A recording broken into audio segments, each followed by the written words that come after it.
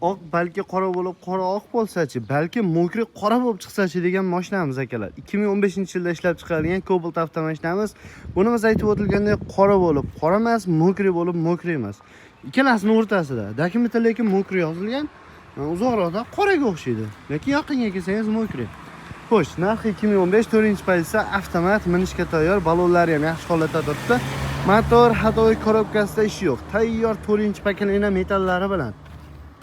Olasan, minasan degan mashina shunaqa bo'lsa kerak endi. Mana akalar, metallari. Dehqon mashinasi, motorlarini ham yuvishgani yo'q. Akkumulyatorlarni yangi qo'yib qo'yishibdi. Xo'sh, saloniga lekin ozgina mehr berish kerak. Bo'ydoq bola mingan, bilasizlar. Mehr bermagan ekan. Ozgina mehr berib yuborasizlar, bo'ldi.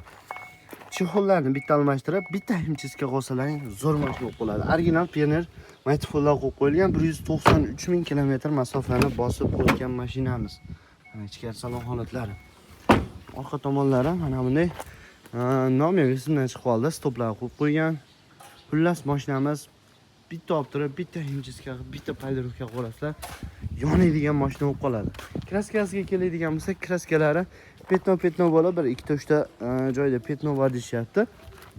Oladigan odam ustasiga motorlarni ham, kuzov tomonlarini ham bemalol qaratib olsalaring bo'laveradi. Mashinamiz aytib o'tilgandek generalniy prostoy оформление bo'laveradi.